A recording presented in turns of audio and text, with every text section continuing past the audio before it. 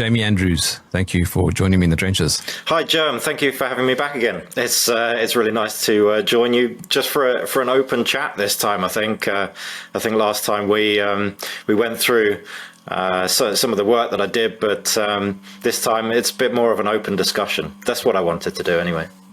Have you been following my unbelievably bizarre exchange with this establishment hack by the name of Ian Copeland, PhD? Yes, I have. He talks a big game, right? And I think a lot of these pharmaceutical employees, shall we call them, are put out to kind of put this discourse on online, and it's unfortunate that a lot of people follow his stream, and it's really kind of like what's par for the course on social media these days is people are looking for the sick burn, aren't they? They're looking just for the pejoratives, how well you can give an appearance of authority, an appearance like you know what you're talking about, without actually displaying any kind of fundamental logic or indeed proof for what you're saying, right? And that's what Ian Copeland is very good at, is just sitting and grandstanding rather than actually providing any proof. Like you did, you said, have you got any proof for what you're saying? And instead of actually just simply going, okay, here it is, they tend to just get further and further down, or change the subject, or we all know the ways that these people operate.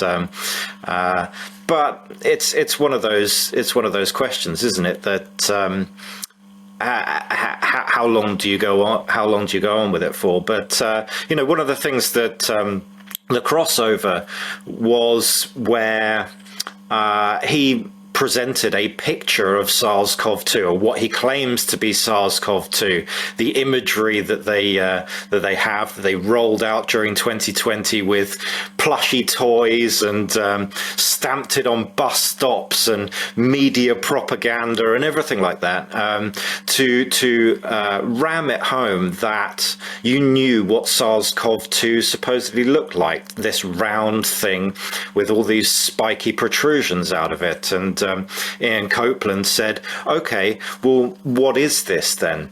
And I have just come off the back of releasing... Well, that's where it started. Yeah. I've just come off the back of releasing some microscopy work. So it rang some alarm bells in me. Well, I know exactly what that is, because I've just been having a microscope session with an accredited microbiology lab looking at these things, but looking at these things where they couldn't possibly be, if that makes sense.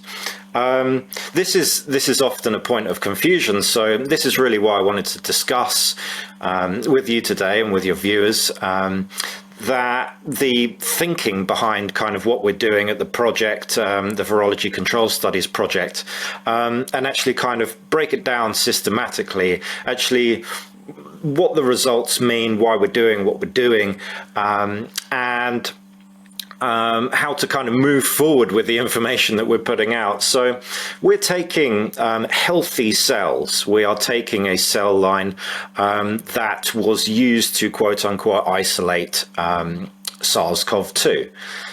It's a vero cell. It's a monkey kidney, an African green monkey, for some reason.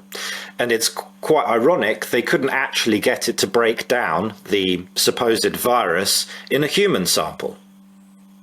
If you follow that kind of logic, they could not get a human sample to break down. They could only get the more fragile monkey sample to break down, which should kind of ring alarm bells. If they can't do it in vitro, how is this working in real life?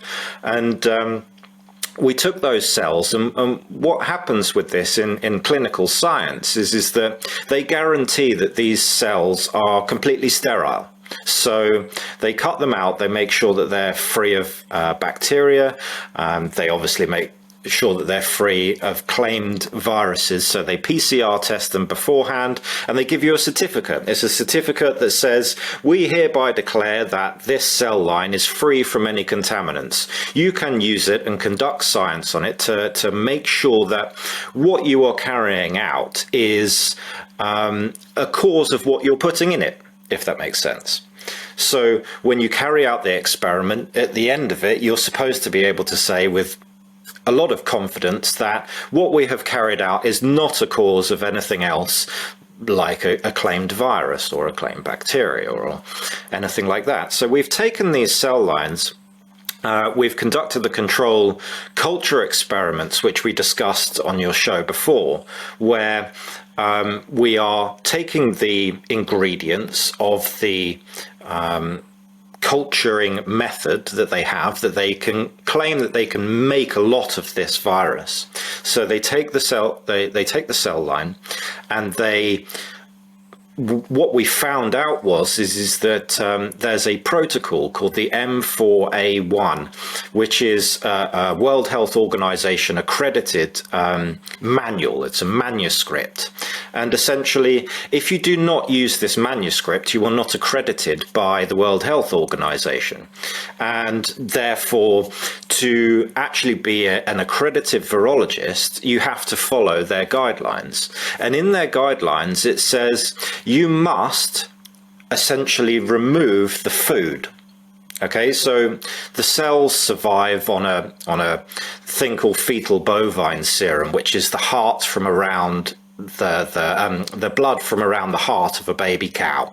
It's all pretty witchcraft stuff, it's frog spawn, eye of newt, frog toad, witch's brew type thing. But they use all of these strange kind of concoctions to supposedly carry out legitimate science. It's fetal bovine serum, and they grow the cells using this. So you add this blood, this serum, to the cells, and they grow, and you can watch them grow under a light microscope. You can see them fill a petri dish, and then they add a sample. So they add either, say, spit or mucus or bronchoalveolar lavage, which comes from your chest, of a sick patient, or they take what they consider to be an isolated virus and they put it in. But what they don't tell you, the general public, but they do tell these accredited virology labs, is that they force you to reduce that fetal bovine serum, that the food for the cells. Effectively, they're feeding them, they're all happy, and then all of a sudden, when they come to claim infect it, they remove the food. So they've started a starvation environment. Now they call it just a maintenance medium, but we've found out that that is indeed a lie.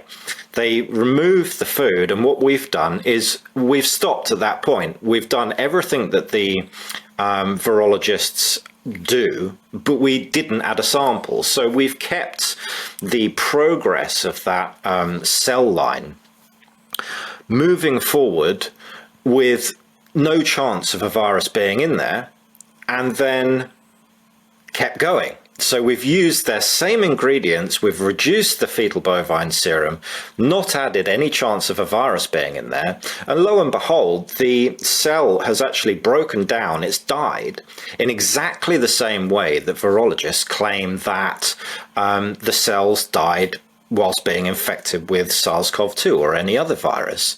They break down with exact morphological features that show things like vacuolation, which is just holes opening up in the cell line, rounding, which is where the cell rounds, ballooning, which is where it rounds and kind of floats off or expands exponentially, and or plaquing, where the cells aggregate together, cincture as well, which is a similar kind of function, and the independent accredited laboratory that was blinded to this. So as part of the project, we sourced independent accredited laboratories that had none the wiser. You can find them just as a layman, and me not having any credentials in virology, was able to approach just a random in the United States and say, hey, look, I would like you to conduct this science, please. They didn't know that it was the actual legitimate negative control of the isolation process. We just said, we would like you to conduct that. They said, yes, that's absolutely fine. We gave them a protocol. The protocol, they said, looked absolutely fine. They did it, they carried it out, and they noted these morphological features. Now, they didn't know that this was anything to do with virology isolation. They just thought that we were growing the cell lines and starving them. But they noted the exact morphological features that were noted for saying that, right, there's SARS-CoV-2 in your dish now. And they noted 6 out of 9 of them. Now, you only need 1 to say that there's a dish in there. So to them, we had a very kind of infected cell line. And this is where it kind of segues back into Ian Copeland, is that we then took those cells and we took them to a microscopy lab. So in virological, because the claimed particles are on the nanoscale, they say that SARS-CoV-2 is about 100 nanometers in diameter. You have to look with a transmission electron microscope. So there's no possibility. Like with a bacteria, you can just look at them with a light microscope. You can put a slide under with bacteria and you can see them moving about, because with a light microscope, you can have a live specimen. So you can plate up a specimen, you can look at them under a microscope and you can see them moving.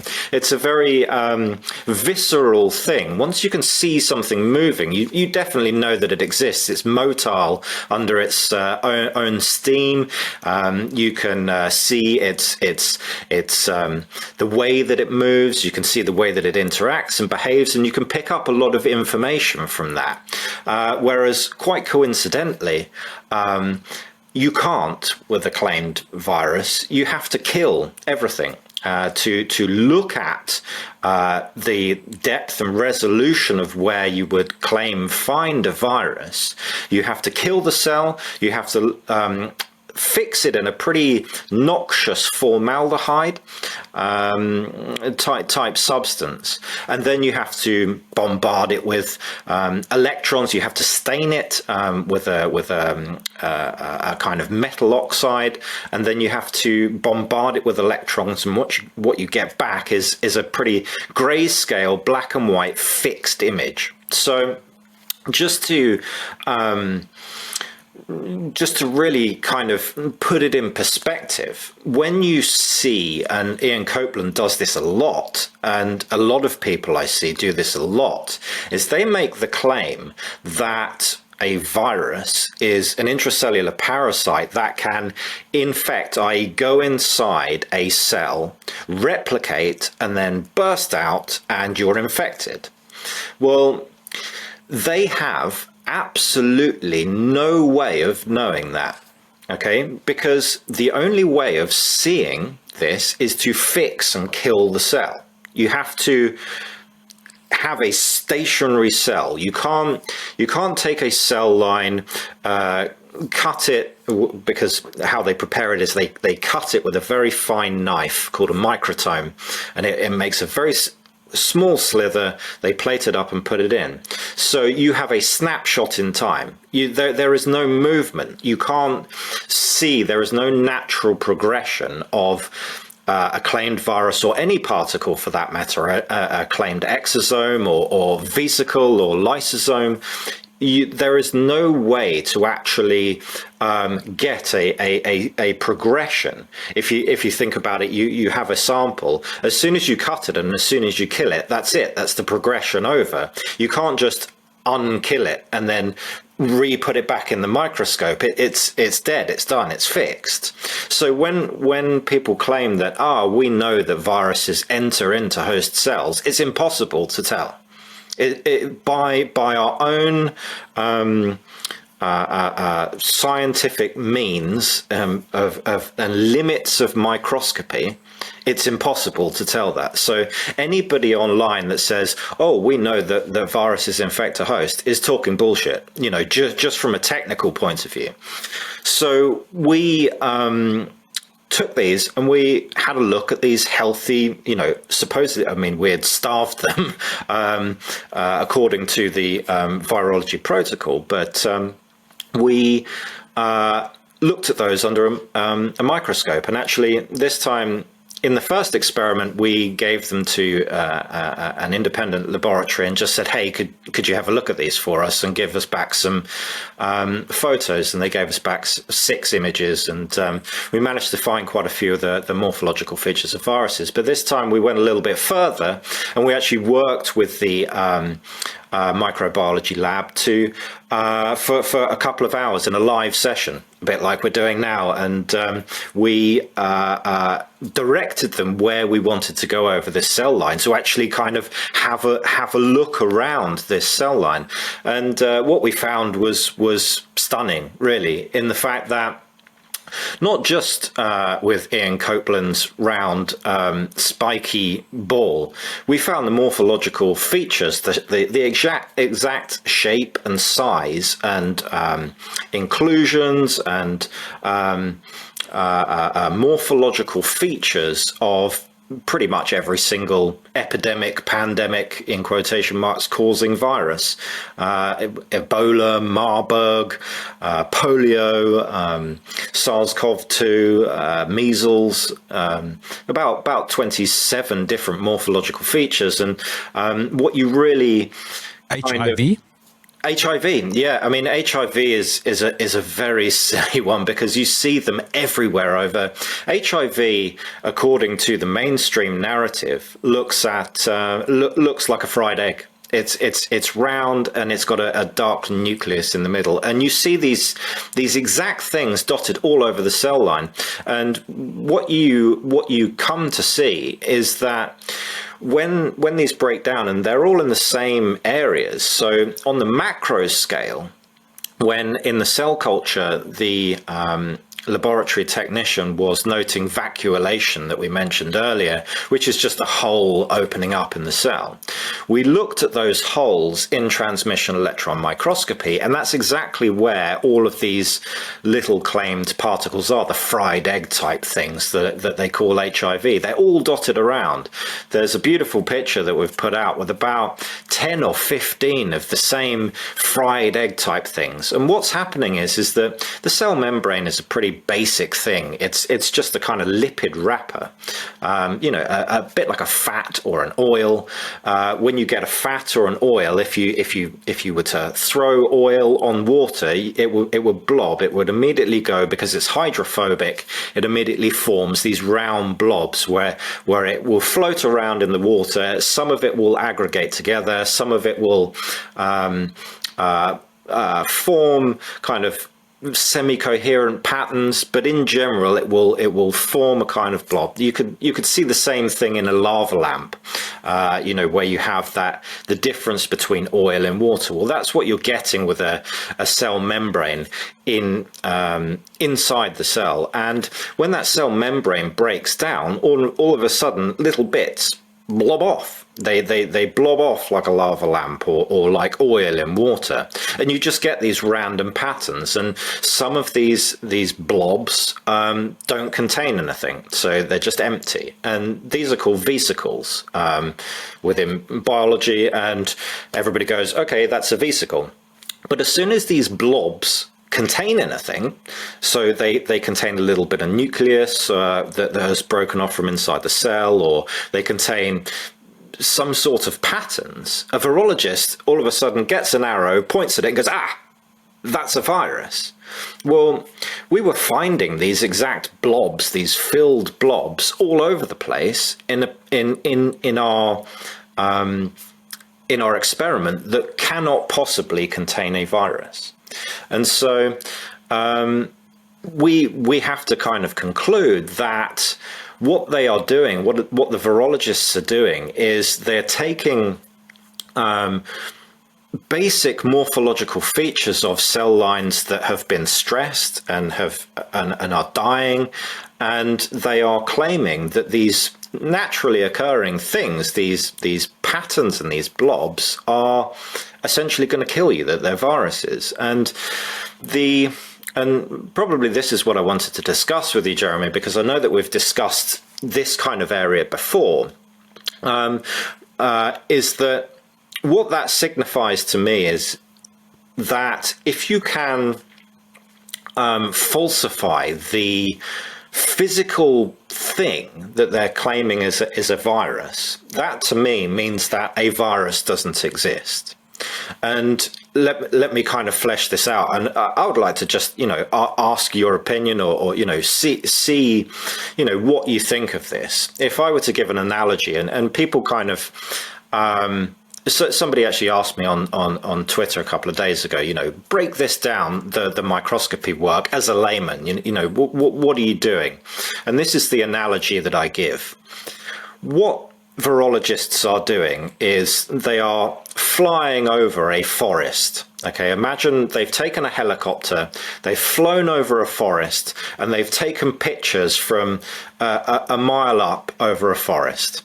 And they are pointing at pictures of photographs of bears and calling them Bigfoot. Okay, so they've seen a bear from 500 meters up in a helicopter. The bear's standing on its hind legs. You can see that it's kind of fuzzy, and you can see that the hair around its shoulders, and they're pointing and going, that's Bigfoot, that is.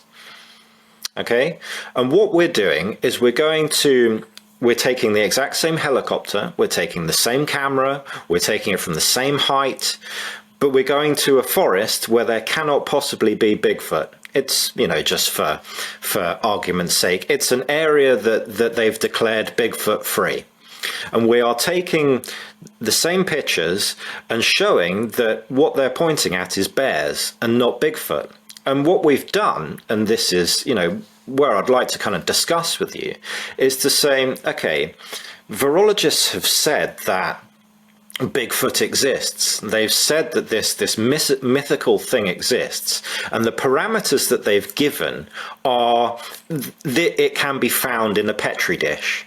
They go, this is where it is. It has a finite area for you to look. Okay, they go, in this petri dish is Bigfoot. Okay, if you can say within these defined parameters, Bigfoot is definitely not in there. What it is a bear. Then you have removed the possibility of Bigfoot existing within the parameters that they've set. And to me, that's why I confidently say viruses do not exist. Now, it's a point of contention that some people like to describe it as there's no evidence for viruses existing, or people are yet to prove their existence. But I'm a bit more bloody minded than that. I mean, I don't know where you lie on the question, but so going all the way back to Ian Copeland, when he shows me a picture of, right, well, this is SARS-CoV-2, I've seen plenty of those. I've seen plenty of those with the little spiky bits, with the round, centers that are exactly the same size, and they're just free floating in these cell lines. In a very, very short summary, what you actually are telling me is that, if I'm following you correctly, Jamie, what you have seen in the laboratory are particles that could be identified as viruses, but actually aren't. Correct. What they do is that they say within microscopy, and there are plenty of peer-reviewed papers, for instance, with SARS-CoV-2, they know that, ironically, kidney tubules of a monkey kidney cell, or just kidney tubules in general, look identical to SARS-CoV-2.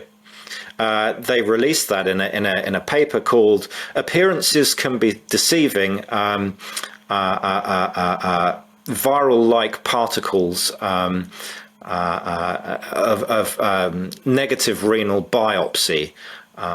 In 2019. So they found identical particles in a place before SARS-CoV-2 was discovered, and said, it was in a healthy cell line. It was in a healthy patient. They were showing no symptoms of it. It was before SARS-CoV-2 was supposedly around, and they're finding these particles. And so they're saying, okay, well, already we can't confirm by looking alone. By looking alone, you can't say whether... You can't confirm whether it is a virus or not. You have to have downstream methods. And those downstream methods are things like immunological staining, PCR, and genetics.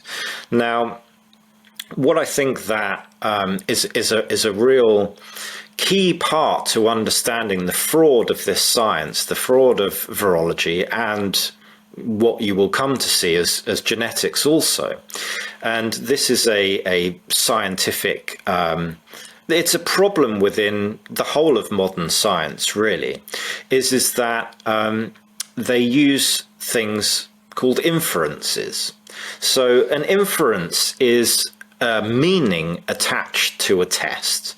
When you infer something, you take a test, it has no direct evidence, but you infer that the results of the test have some sort of meaning.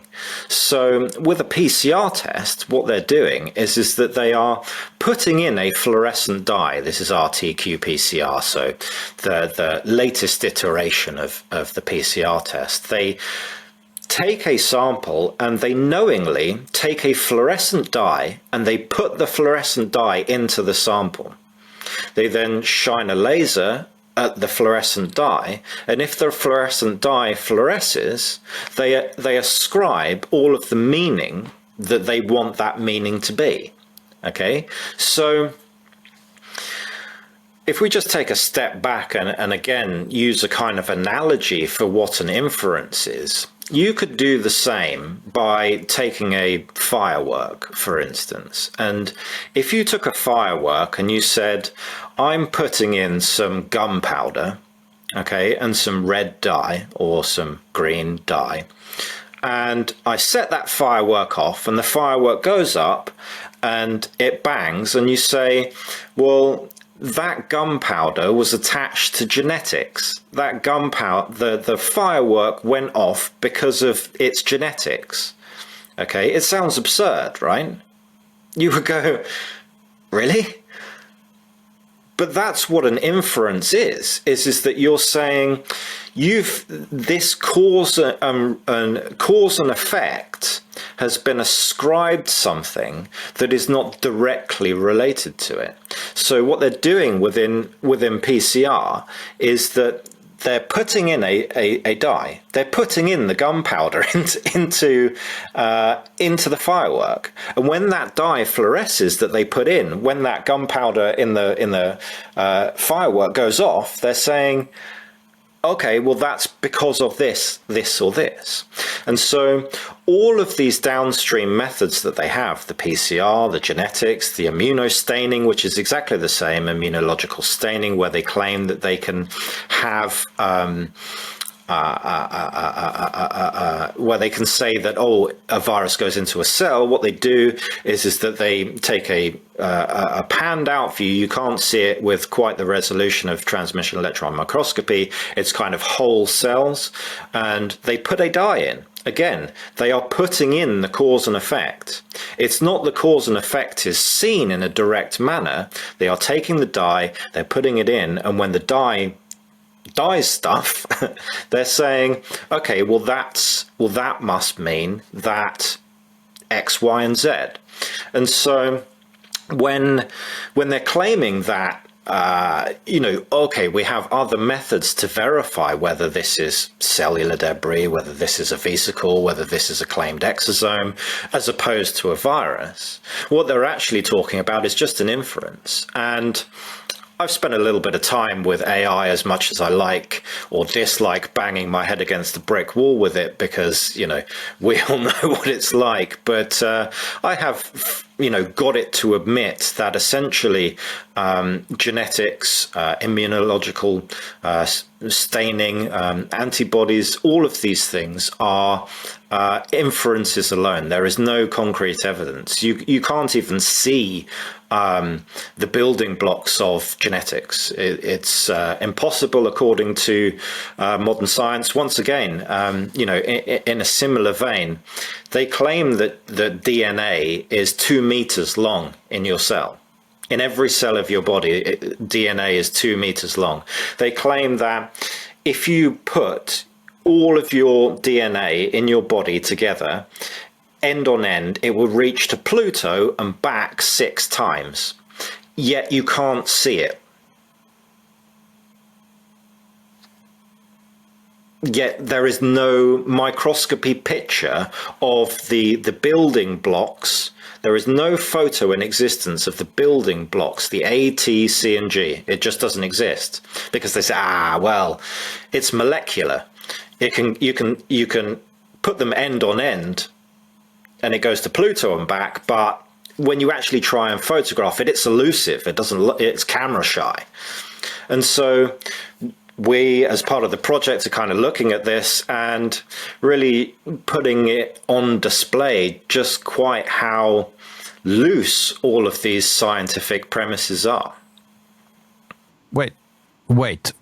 So are you saying that if you conclude that viruses don't exist, then you can also conclude that DNA doesn't exist?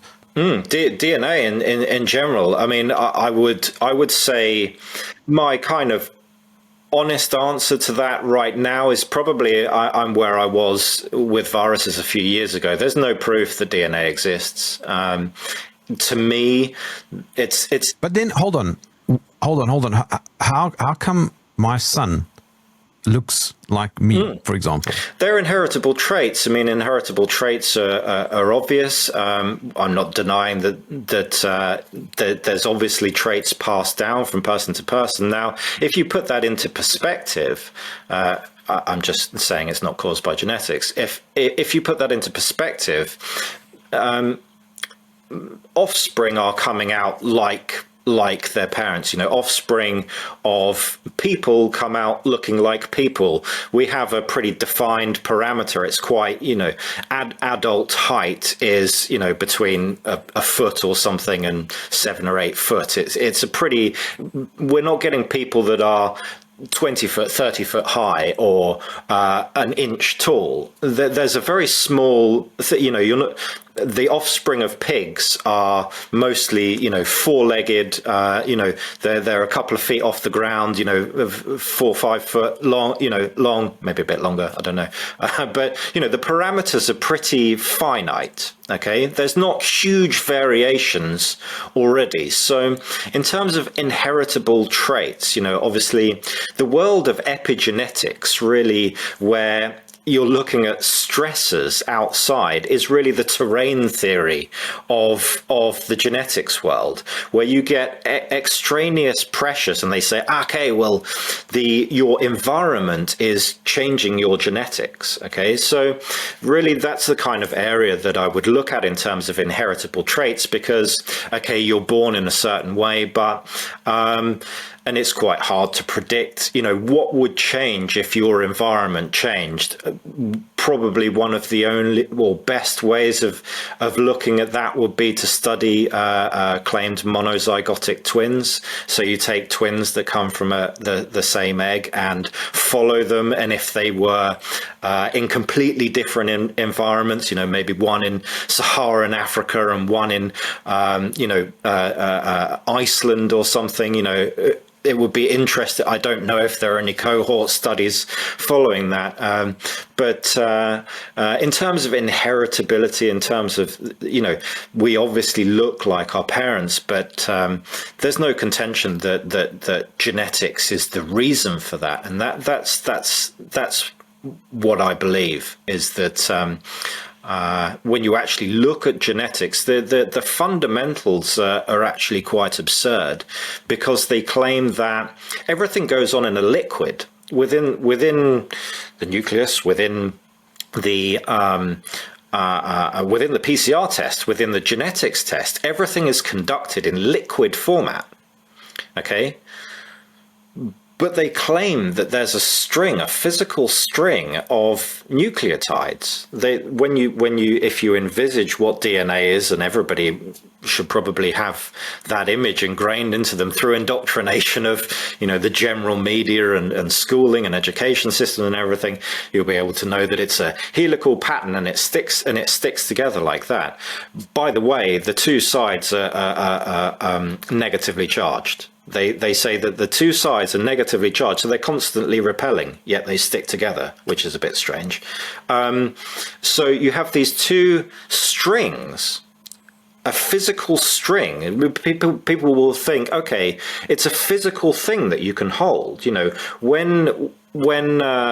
Again, if you kind of think to school, maybe some maybe won't, but there's a standard way that people say that they extract DNA from strawberries. So you get dish soap and you get salt, and you mash up a strawberry, and then you put it in an alcohol, and the alcohol separates off this jizz stuff. It looks a little bit, it's gloop, yeah, and they say, right, that's the building blocks of life. Well, and by the way, that dish soap and salt and alcohol is used in all laboratories around the world. It's just very expensive dish soap. It's about 200 quid for some dish soap if you're going to do that in a genetics laboratory. I'm selling dish soap, by the way. If any genetics laboratories want to have some cut price extraction for DNA. Jamie, I don't understand something. Why do they need all of this dish soap, etc., when apparently if you and I are just standing next to each other and, I cough, you get infected? That's right. There's no dish soap required. No. Why do they need all this stuff? Well, this is the thing is that they want and they desperately need to pull you into that arena of inferences. They have to, because the moment that you actually try and look for direct evidence of this existing, it all falls apart, like we have done. We've looked for direct evidence, which is zooming in to the place where they say that these things are and going, well, the things that you're pointing at shouldn't be there. The things that the physical thing, the physical particle is there come what may. So, this is the reason why they say what they do, is because they desperately need you to be in the realm of inferences, in the realm of inventive reasoning, where cause and effect is usurped, really. So, yeah. Why does any of this matter? I think on a could we argue that this is just merely academic wankery? Yes. Well, it certainly is. A lot of people kind of accuse me of speaking in jargon, and I try to water it down as much as possible. I'm a layman. I come from no virological background whatsoever. I mean, my science background was 20 odd years ago. I have a degree in geology. And that was about it. It was an undergrad degree. I pissed about, smoked too much weed and drank and didn't pay attention and just got through with a degree and left. What I did see, interestingly enough, was we studied some anthropogenic, well, not anthropogenic, but paleoclimate data. And so I saw as, a 20-year-old, the scam behind climate science when I was at university. And again, that kind of, it's just jargon filled until you actually go and you have to listen to the jargon to be able to get to the other side. And that's kind of what I'm trying to do with virology is you have to use the terms that they use to be able, for instance, to do what we've done, which is approach a laboratory Somewhat, and there's a little bit of leeway, but you have to be able to speak their language to tell them what to do. You have to be able to write a protocol, and so you have to use their terms somewhat to be able to describe what you're talking about. And I agree with you, it's complete wankery, and I don't really like engaging with it too much because I don't want to confuse people. I don't want to try and give an air of authority like I know more than everybody else because I'm using this terminology. No, I've just had to kind of learn their wankery to be able to do what I'm doing. So, I'm glad that you kind of call that out in the way that you do, because, I think it's important to say overall, I'm not sat there going, the cell culture work that we've done, it means anything. We're just falsifying it. We're just saying it's bollocks, right? Yeah, sure. Yeah, but okay. So, but Jamie, my question is, why does any of this matter? How does it affect us on a daily level? Yeah, the reason why I'm doing it, the project, is to make sure that 2020 never happens again. So we're working with some pretty high-profile lawyers. We are putting together cases that are challenging the state to make sure that us as a populace have a sting in the tail, that if they ever try and run 2020 again, that we have adequate backing that can say, it was a PCR scamdemic. The entire thing, in fact, most of biomedicine is and big pharma is predicated on the PCR. So that's really our focus, to make sure that we fully debunk it. And when they start to roll out, if they start to, hopefully they won't ever do it again. But if they ever start to roll it out and they say, these PCR tests are popping up, the reason why it's so important to do what we're doing is that to take out that PCR, they then it's impossible for them to fabricate the pandemic in the way that they fabricated it, because they say, all they're looking for is data metrics to say how many people are infected over here, how many people are infected over here. So that's kind of the wider scale politics, is just protecting yourself, understanding that the PCR is wholesale fraudulent. It's not just inaccurate. It doesn't test what it claims to test for. We have evidence of that. We'll release it later. I'm working in background doing that. But on a personal level, why does it matter? Now, you mentioned you cannot cough and kill your neighbor. This is one of the pervasive things of germ theories, is it wants to split up social interaction. I'm sure that all of us, pretty much on whatever side of the spectrum, whether you're fully jabbed up or whether you're, like me, saying, genetics and viruses don't exist, on all of those spectrums, we were all heavily divided. And we were divided from 2020 through till now, and arguably way before that, with the germ theory for the past couple of 100 years, where they claim that your neighbor or your own children can come back, they can cough on you, and their cough can kill you. Now, just that notion, if you want to believe that happens, that turns your life into a very paranoid state. They're even claiming that the mainstream idea is that somewhat you can do that even vaccinated, funnily enough, is that there is no way to protect yourself, because they're having measles outbreaks in high vaccination areas. They're having having to have constant boosters. So even the mainstream idea, if you're following this with germ theory, is that the fundamentals is that your neighbor can kill you with their cough. And the real important reason why understanding the fraud of germ theory can alleviate you from all of the fear and really help sociologically is to understand that that's absurd. It's absolutely absurd, for the simple reason that 200 years of published peer-reviewed data shows it so. Because this is really where I started. on this journey was looking at those published peer-reviewed papers where they take what they consider to be viruses and put them directly up people's noses. So going back to 1918, the Rosenau studies, which was conducted by the US Navy, where they took what they considered to be Spanish flu.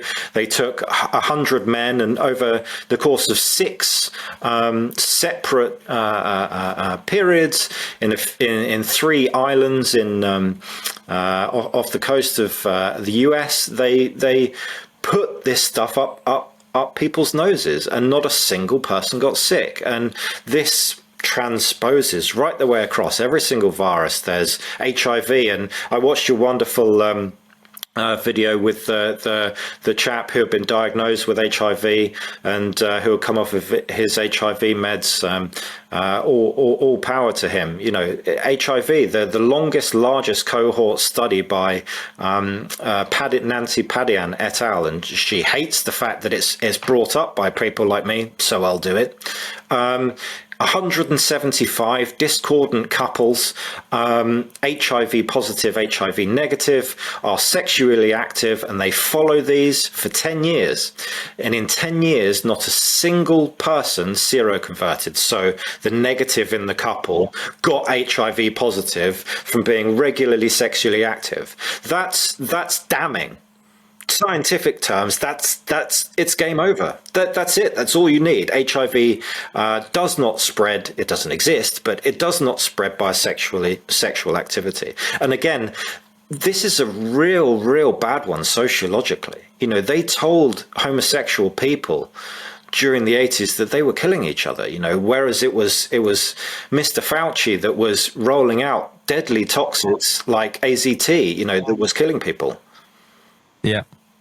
And they were telling black people here in Africa that they were killing one another. It's awful. Yeah. I mean, obviously in South Africa where you are, you can see how much they, you know, experiment on, you know, the black indigenous population. It's terrible. They, you know, Bill Gates and the Yeah, but listen to this. Sorry, I'm interrupting you, but listen to this, Jamie. If you look at the AIDS data, South Africa's got quite a lot of it because we were pretty much the epicenter of the whole thing, the whole scam. When the President Thabo Mbeki tried to stop the antiretroviral rollout, the ARV campaign, I think it was in the early 2000s, it caused huge uproar, and he was removed from the presidency, and he was replaced by a new president by the name of Jacob Zuma, who then had a big pharmaceutical rollout of ARVs. If you look at the data, you'll see that there's this huge uptick in mortality just coincidentally when the ARV rollouts occurred. Yes. Why? Yeah, that's it. You just whilst you're on the subject, you should talk to Anthony Brink. He was affiliated with the. I have already. Oh, you have? Great. Yeah, he's a really good chap, and obviously worked very closely with Thabo and Mbeki to get him to pull AZT, which was, you know, an absolutely incredible feat to make sure that political, you know, process was taken off the line. You know, in South Africa, I think I'm right in saying that, you know, to get a mortgage, you have to have a blood test, an HIV test. You know, that's the way that they are ramping up these numbers. You know, it's clear to see that, you know, if you want to be part of the usury system, and I don't recommend it really if you can get away with it, but, you know, it's inevitable, unfortunately, is that if you want to be a part of that system, if you want to get on the housing ladder, you have to have an AIDS test, an HIV test effectively. And, you know, when you are beholden to a PCR test, which is what it is, you know, they can do whatever they want. And let me just say this, because, you know, I work and I've interviewed with Kevin Brow, who has been the same, you know, he's 70 years old now, but for the past 20 years has had an HIV diagnosis, and he just didn't know. He was that kind of mainstream of the mainstream thought, and nearly died a couple of times with some of the toxic medications that they were giving him. Neveroprene, he was on it for a couple of weeks and nearly died of liver failure. And finally he's kind of figured out through 2020 really waking him up, and he stopped the ARVs and has never felt better in his life.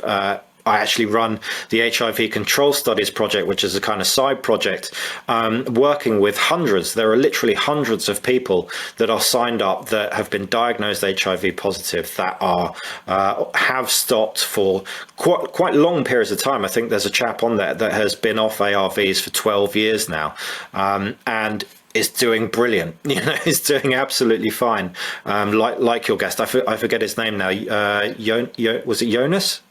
Anyway, the guest was superb, and just like him, once we are the control study. Quintin, that's right. Once we are the control study, you and myself, we didn't take the toxic jabs through 2020. Oh look, we're fine. We are the control study. We're a living, breathing control study that you do not need the jabs. Whatever level you're on of germ theory awareness, we are the control study, and they are the control study for HIV. They're not taking these ARVs, the antiretroviral medications, and they're fine. Their data metrics may be saying otherwise, but this is what we discovered is that we actually reverse engineered, and this is how I found out a lot of the information about the PCR test. And, if you are in South Africa, if you are in these African countries that are forcing you to take these PCR tests to get a mortgage, understand this, that we took these ARVs and we looked at them chemically, and what they are doing, they tell you, is that they're chelating magnesium. Okay, they chelate magnesium to keep your PCR test, your claimed viral load down. Okay, so we know that the PCR test, which is verified by gel electrophoresis is, and they will tell you this in nanopore sequencing as well, it measures charge. That is their inference. That is their gunpowder in the firework. That is the blue dye in the petri dish. It's charge. They are measuring the amount of charge and then ascribing an inference to it. So there are numerous ways that you can affect the balance of charge, with ionic things, potassium. I wouldn't recommend it. I wouldn't recommend taking, magnesium supplements or anything like that, because I don't believe in, supplementation. I think that you should get, everything through natural means. But, in terms of, I released an article about a chap in America who he had been diagnosed HIV positive. He had a viral load taken. He actually went through Chat GPT and got Chat GPT to analyze the article that I put out, saying that it was all just charge. Chat GPT verified it, said yes. The PCR is just testing charge, and gave him an entire protocol for reducing his blood ion level. He went back, he got tested, and his PCR test viral load just dropped off a cliff. He actually managed to alter what they were studying. So, if you, I think as people who are forced to take these PCR tests, you should probably, I would say fight it. I mean, especially if they're coming back and saying that it's positive, like Quintin, but know the fact that they're not using adequate controls either, within a PCR. I'm wondering, Jamie, if we are, when I say we, I mean people, all right, getting caught up in paralysis by analysis. Quintin feels fine. Yes. He's healthy. Yes. He's living a normal life like you and I. and someone's saying, oh no, hold on. This piece of paper here with this string of data says you're not fine. Yes. Now, I mean, at what point do you go, no, wait, what you're telling me is wrong. That's right. No, you're very, very true in terms of the fact that, and this is not just viruses. The big one is oncology now. They're telling people they've just forced all these jabs into people, and now all of a sudden cancer rates are rising. I think it's twofold. I think that people are genuinely getting sicker as a populace, as big pharma really starts to chuck more drugs at people. But also, I think a lot of that is just data fraud. Exactly the same way that the scamdemics were created is that people are being falsely diagnosed, misdiagnosed with cancer because.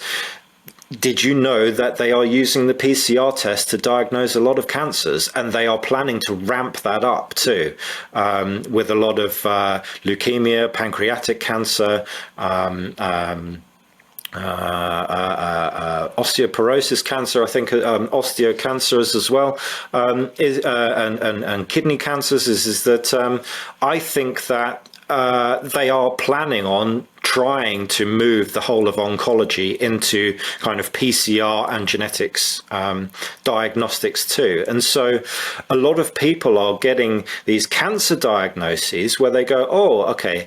And, unfortunately, I dealt with a friend that his wife felt a bit tired and subjected herself to, the medical establishment, and they told her she had leukemia. And it's awful, they're going with these very low-grade symptoms because they're being frightened into thinking that they need a test to tell them whether they're sick or not. Okay, I feel a bit stressed. I've got a stressful job. Okay. Gone are the days where the old school GPs in the UK used to say to practically 99% of people that came through their door is, you're stressed, you need to sit down, you need to relax and drink more water. Bye. Gone are those days where you have a kind of, a general practitioner in the community. Now they're all just pharma reps that go, oh, okay, you're tired, you've got leukemia.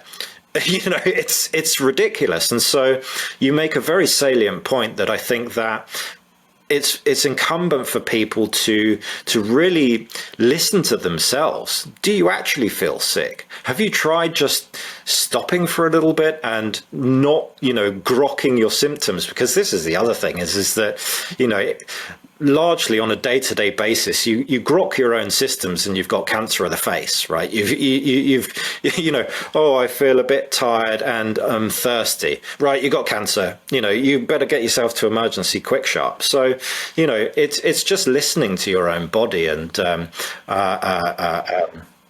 staying away. I mean, I stay away from the medical establishment. I'm going there for broken bones, open lacerations, physical trauma. That's it. Stitch me up, put a bone back together. Other than that, leave me alone. Thank you very much.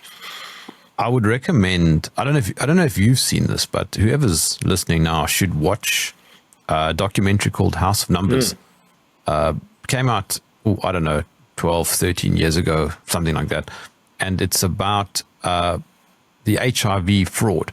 And he travels around the world seeing how they gather their data. And it is so corrupt. Yeah, it's a fantastic documentary. Yeah, really enjoyed it. And, that's the thing is, once you see the machinations of the way that the pharmaceutical industry works, the fact that the science is predicated on nothing, it's all smoke and mirrors, and it's a business to keep people sick for profit. It's a shame, but there's a mass awakening, and I think as a populace we're moving forward. Okay, that's all fine and well, but why do people get sick? Yes, and it's a fantastic one, and I can answer it I've wrestled with it for a few years because obviously, I get it all the time, practically daily, on social media, and I finally came to the succinct conclusion is that. It's really no departure away from anything that you already know. You get sick via everything that the mainstream media, the medical establishment tell you how you get sick with an immune system. It's just that viruses don't exist and the immune system neither. The medical establishment, and I talked with Doc Malik and Dr. James Hill on a debate that I did with them, is that, and they agree, they're anti-vaxxers. They haven't taken that step to, no virus yet. I hope that they do. We all agree, everybody agrees that you get sick by eating shit processed food, by stress, by what's in your environment, the chemicals in your environment, what they're spraying on the crops, what they're spraying in the air, what they're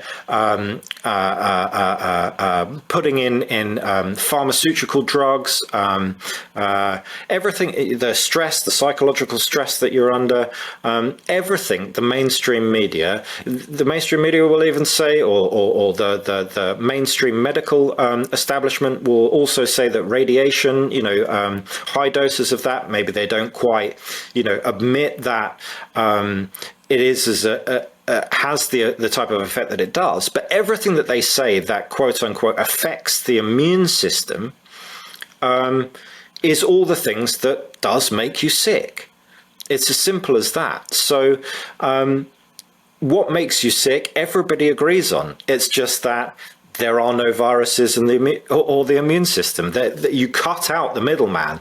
You're actually removing all of the sophistry, all of the bullshit science, and just saying, yep, we all agree, McDonald's, eating bad, drinking shit water, taking too many pharmaceutical drugs, drinking too much, smoking too much, and stress causes disease. It's as simple as that. And as soon as you just remove those things from your environment, you will find that you don't get those seasonal flus, because it's just a detox. What goes in must come out. It's as simple as that. If you're constantly drinking, if you're constantly smoking, if you're constantly eating shit food, it's got to come out somehow. And it comes out, those chemicals that are put in there, like, in fast food, that for the preservatives and stuff like that, the preservatives are not natural. Your body knows that they're not natural. They don't need them. And if it can't, like food poisoning, just directly get them out through diarrhea or vomiting, it has to come out in the blood. And that's all that the flu is a symptomology where those chemicals go into the blood. They need to get them out. The kidneys, the liver take them out. They process them, and then you expel them through a high fever, sweating. You sweat them out through the largest organ in your body. You project them out of your lungs if you've breathed them in through mucus, and so on and so forth. The biology is very, very simple. People think that. Sorry, I'm jumping in here, but I don't think that the average person would disagree with you. I think where the mental block comes in is when it happens collectively. Yes. Like children going to school and then all getting chickenpox. Yeah. I mean, when you look at these things, why do they all get them at the same time? Well, they're all jabbed at the same time, aren't they? They're forcing these kids.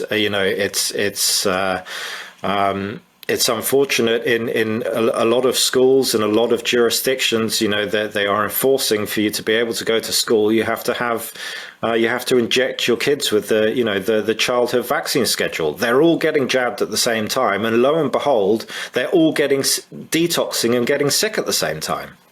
Sorry, I know that the German new medicine theory argues that it's probably related to separation anxiety.